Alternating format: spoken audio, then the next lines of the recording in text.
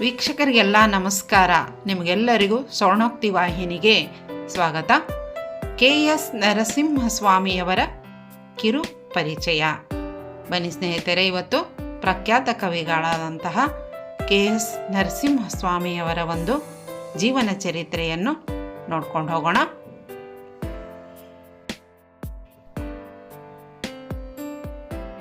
ಕನ್ನಡಿಗರಿಗೆ ನರಸಿಂಹಸ್ವಾಮಿ ಮೈಸೂರು ಮಲ್ಲಿಗೆಯ ಕವಿ. ಈ ಕೃತಿ 1942ರಲ್ಲಿ ಹೊರಬಂದಿತು. ಇದು ಕಂಡಷ್ಟು ಮರುಮುದ್ರಣ ಇನ್ನೊಂದು ಕವನ ಸಂಗ್ರಹ ಕಂಡಿರಲಾರದು.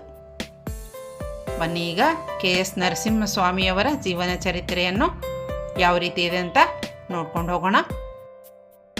ಕೆ.ಎಸ್. ನರಸಿಂಹಸ್ವಾಮಿ 1915 ಜನವರಿ 26ರಂದು ಮಂಡ್ಯ ಜಿಲ್ಲೆಯ ಕಿಕ್ಕೇರಿಯಲ್ಲಿ ಜನಿಸಿದರು. ತಂದೆ ಸುಬ್ಬರಾಯರು, ತಾಯಿ ಹೊಸಹೊಳಲು ನಾಗಮ್ಮ. ನರಸಿಂಹಸ್ವಾಮಿ ಅವರ ಆರಂಭದ ವಿದ್ಯಾಭ್ಯಾಸ ಮೈಸೂರಿನಲ್ಲಿಯೇ ಆಯಿತು.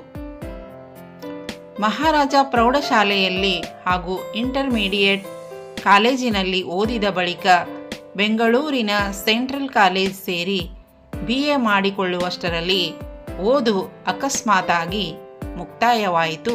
ತಂದೆ ತೀರಿಕೊಂಡರು. ನರಸಿಂಹಸ್ವಾಮಿಯವರು ಕುಟುಂಬದ ಹೊಣೆ ಹೊರಬೇಕಾಯಿತು. ಕೆಲ ಕಾಲ ತಿರುಮಲೆ ತಾತಾಚಾರ್ಯ ಶರ್ಮರ ವಿಶ್ವ ಕರ್ನಾಟಕ ಪತ್ರಿಕೆಯಲ್ಲಿ ಉಪಸಂಪಾದಕರಾಗಿ ಕೆಲಸ ಮಾಡಿದರು. 1937ರಲ್ಲಿ ಮೈಸೂರು ನಗರಸಭಾ ಕಚೇರಿಯಲ್ಲಿ ಗುಮಾಸ್ತರಾಗಿ ನೇಮಕಗೊಂಡರು. ಮುನ್ಸಿಪಲ್ ಮತ್ತು ಲೋಕಲ್ ಬೋರ್ಡ್ ನೇಮಕಾತಿ ಪರೀಕ್ಷೆಗೆ ಕುಳಿತು ತೇರ್ಗಡೆಯಾದರೂ ಮುಂದೆ ನಂಜನಗೂಡು, ಬೆಂಗಳೂರು ಇಲ್ಲೆಲ್ಲ ಕೆಲಸ ಮಾಡಿದರು. 1970ರವರೆಗೂ ಕಮಿಷನರ್ ಕಚೇರಿಯಲ್ಲಿ ಕೆಲಸ ಮಾಡಿ ನಿವೃತ್ತರಾದರು. ನರಸಿಂಹಸ್ವಾಮಿ ಕಾವ್ಯ ಜೀವನ ಶಾಲಾ ದಿನಗಳಲ್ಲೇ ಆರಂಭವಾಯಿತು. ಒಮ್ಮೆ ನರಸಿಂಹಸ್ವಾಮಿ ತಾವು ಬರೆದ ಕವನಗಳನ್ನು ಕುವೆಂಪು ಅವರಿಗೆ ತೋರಿಸಿ ಮೆಚ್ಚುಗೆ ಪಡೆದರು. 1942ರಲ್ಲಿ ಅವರ ಮೈಸೂರು ಮಲ್ಲಿಗೆ ಕವನ ಸಂಕಲನ ಪ್ರಕಟವಾಯಿತು. ಈ ಕೃತಿಗೆ ಹೆಸರಿಟ್ಟವರು ತೀನಂ ಶ್ರೀಕಂಠಯ್ಯನವರು. ಗದ್ಯ ರೂವಾರಿ A.R. ಕೃಷ್ಣಶಾಸ್ತ್ರಿಗಳು ಪುಸ್ತಕಕ್ಕೆ ಸೂಕ್ತವಾದ ಚಿತ್ರಗಳನ್ನು ಬರೆಸಿದ್ದರು.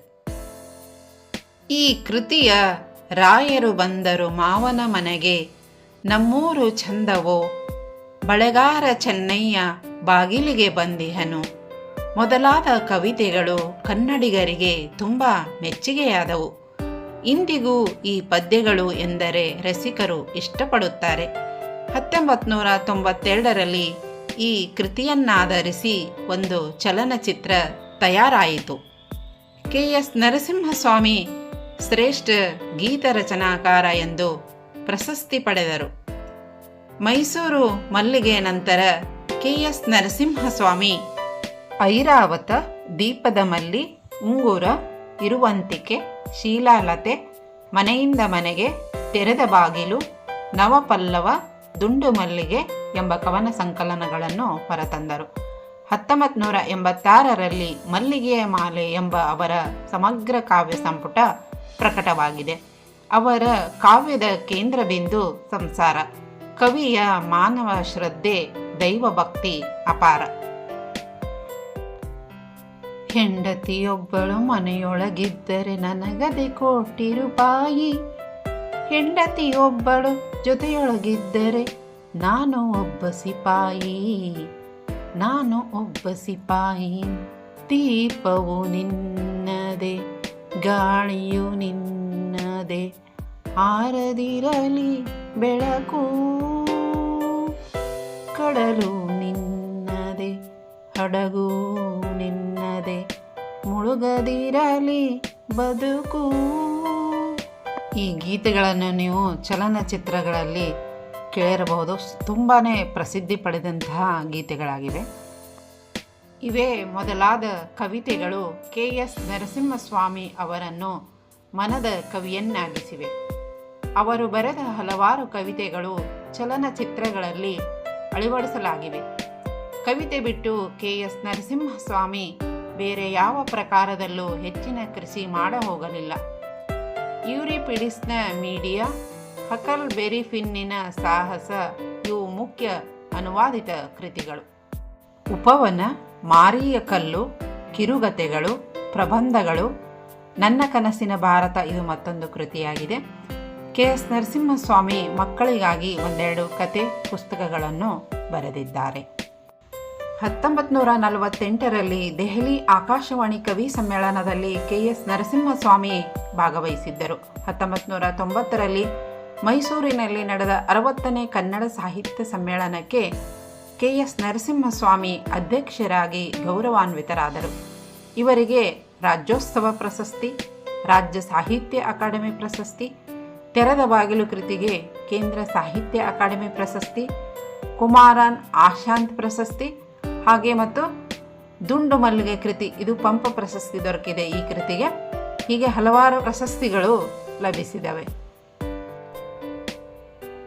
ಚಂದನ ಎಂಬ ಸಂಭಾವನಾ ಗ್ರಂಥವನ್ನು ಕೆ.ಎಸ್. ನರಸಿಂಹಸ್ವಾಮಿ ಅವರಿಗೆ ಅರ್ಪಿಸಲಾಗಿದೆ. ಇದು ಅವರ ಕವಿ ಪ್ರತಿಭೆಯನ್ನು ಪರಿಚಯಿಸುವ ಅಮೂಲ್ಯ ಗ್ರಂಥ. ಮೈಸೂರು ಮಲ್ಲಿಗೆ ಚಲನಚಿತ್ರ ಜಗತ್ತಿನ ಚಿತ್ರ ಸಾಹಿತ್ಯದಲ್ಲೇ ಅಪೂರ್ವ ಪ್ರಯೋಗ. ಕೆ.ಎಸ್. ನರಸಿಂಹಸ್ವಾಮಿ ಸದಭಿರುಚಿಯ ಸರಸಕವಿ.